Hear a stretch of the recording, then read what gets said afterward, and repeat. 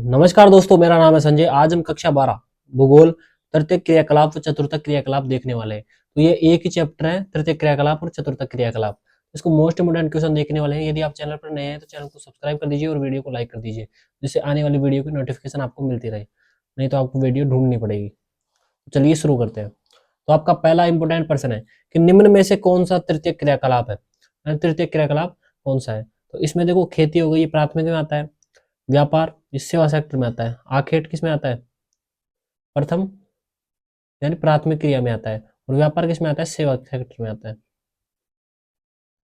और बुनाई द्वितीय क्रियाकलाप में आती है। कौन सा सेक्टर मुंबई मुंबई चेन्नई कोलकाता सर्वाधिक रोजगार प्रदान करता है? यानी मुंबई चेन्नई और कोलकाता को कौन सा जो सेक्टर है उसमें सर्वाधिक रोजगार प्रदान करता है? तो जो सेवा सेक्टर होता है, जो ये इन तीनों को क्या करता है? सेवा प्रदान करता है। क्योंकि सेवा सेक्टर में ये सभी लगे हुए हैं। तृतीय क्रियाकलाप यानी तृतीय क्रियाकलाप में लगे हुए हैं सेवा सेक्टर में। सेवा सेक्टर में सूचना का संग्रहण किस क्षेत्र का क्रियाकलाप है? तो सूचना संग्रहण है चतुर्थक क्रियाकलाप का। प्रत्येक सड़क जो दो नोडों को आपस में जोड़ती है कहलाती है। तो प्रत्येक सड़क जो दो नोडों को आपस में क्या करती है? जोड़ती है, वो क्या कहलाती है? योजक।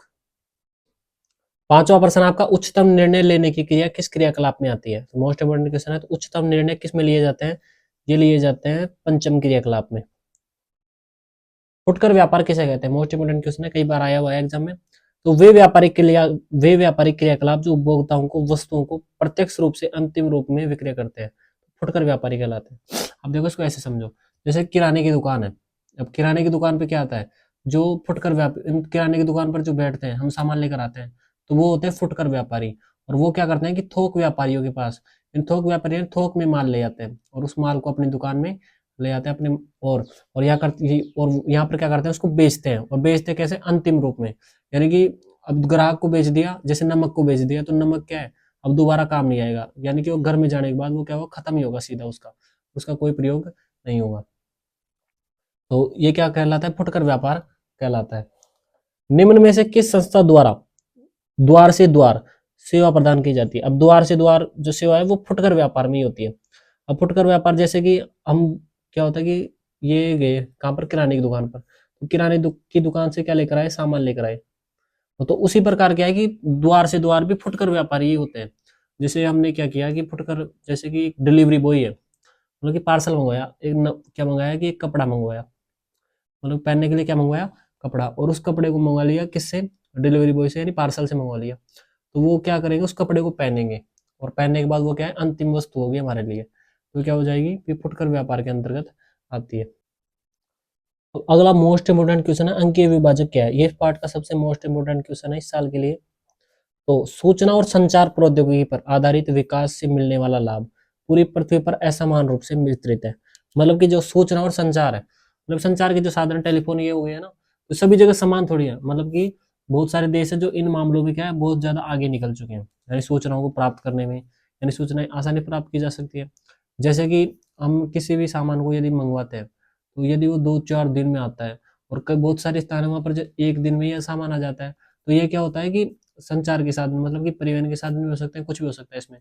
प्रौद्योगिकी टेक्निक मतलब भी हो सकता है इसमें ना, तकनीक पर आधारित विकास से मिलने वाला लाभ पूरी तरह पृथ्वी पर असमान रूप से वितरित है। यानी सभी जगह क्या है? समान नहीं है। तो विकसित देश इस दिशा में आगे बढ़ गए, जबकि विकासशील देश पिछड़ गए हैं। इस अंतर को ही अंकीय विभाजन कहा जाता है। भारत में रेडियो का प्रसारण कब किसके द्वारा किया गया? कब किसके द्वारा प्रारंभ किया गया? तो यह 1923 में रेडियो क्लब ऑफ बॉम्बे द्वारा प्रारंभ किया गया। आवधिक बाजार किसे कहते हैं? अब देखो, गाँव में क्या लगते हैं? आवधिक बाजार लगते हैं, साप्ताहिक। सप्ताह में जैसे सोमवार को लग गया, मंगलवार को लग गया। ग्रामीण क्षेत्रों में नियमित रूप से बड़े बाजार नहीं लगते हैं, इसलिए वहाँ साप्ताहिक या मास में लगते हैं, जिसे आवधिक बाजार कहा जाता है। और हमारे यहाँ स्थानीय भाषा में इसको सेल भी कहा जाता है। अगला 11वां प्रश्न आपका, कि थोक व्यापार व फुटकर व्यापार में अंतर स्पष्ट करें। अब देखो, थोक व्यापार क्या होता है? तो वे व्यापारी जो बड़ी मात्रा में सौदागरों से माल खरीदकर फुटकर व्यापारियों को बेचते हैं, थोक व्यापारी कहलाते हैं। अब देखो, जैसे किराने की दुकान है। अब किराने की दुकान वाले सामान कहाँ से लाते हैं? तो वो कहाँ से लाते हैं? थोक व्यापारियों से लाते हैं, जो सामान को क्या देते हैं? सस्ता भी देते हैं और कुछ छूट भी देते हैं। जिनसे क्या है कि किराने की दुकान वाले, यानी बहुत सारी किराना, जरूरी नहीं है किराने की दुकान वाले लाएंगे सामान।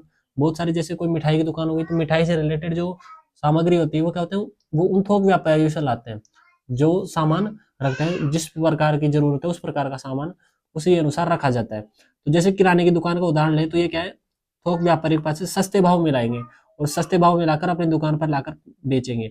तो जो जो जहां से वो लाते हैं तो वो तो कहलाते हैं थोक व्यापारी, और जो जो लेकर आते हैं, मतलब कि जो किराने की दुकान वाला लेकर आएगा तो ये कहलाएगा क्या, फुटकर व्यापारी। तो ये फुटकर व्यापार और थोक व्यापार में अंतर होता है।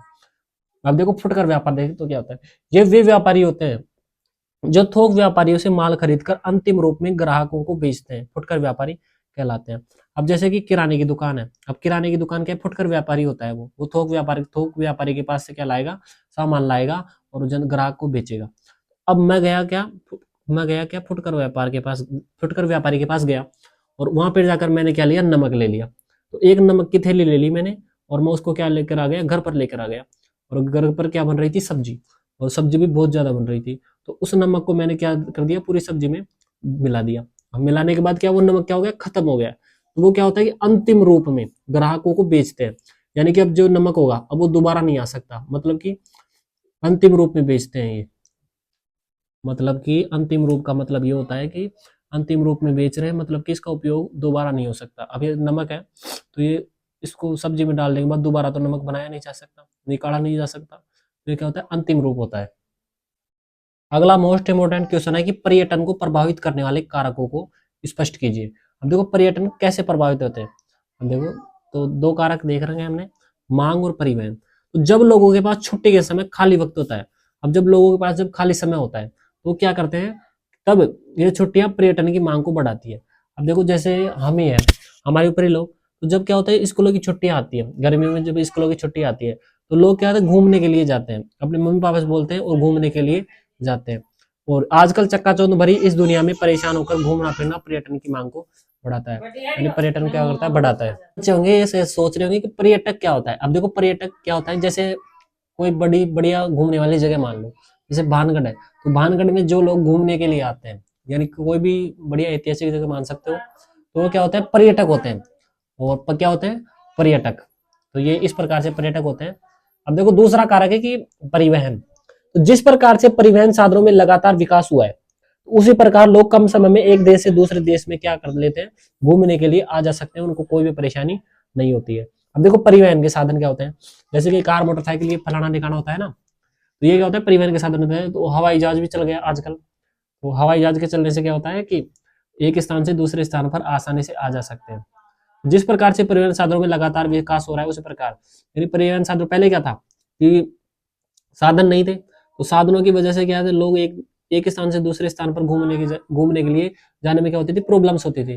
तो लेकिन अब क्या है कि परिवहन साधनों का खूब विकास हो गया है, जिसको जहां घूमने जाना है वो जा सकते हैं, जिसके पास पैसा है खूब घूमो खूब फिरो कुछ भी करो, खूब घूम सकते हो। तो ये पर्यटन को प्रभावित करने वाले महत्वपूर्ण कारक है, मांग और परिवहन। अब देखो इससे ही मिलता जुलता एक और है प्रश्न, तो वो प्रश्न है कि पर्यटन को आकर्षित करने वाले, अब वो तो क्या थे, प्रभावित करने वाले कारक थे, पर्यटन किस प्रकार से प्रभावित होता है।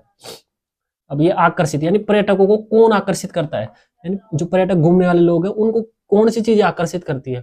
जैसे कि हमारे ऊपर ही देख लो, जैसे कोई जयपुर का हवा महल है, अब हवा महल हमने देखा नहीं है तो हमें क्या कर रहा है, वो आकर्षित कर रहा है, हमें देखने के लिए क्या है, बुला रहा है, आकर्षित यानी बुलाना।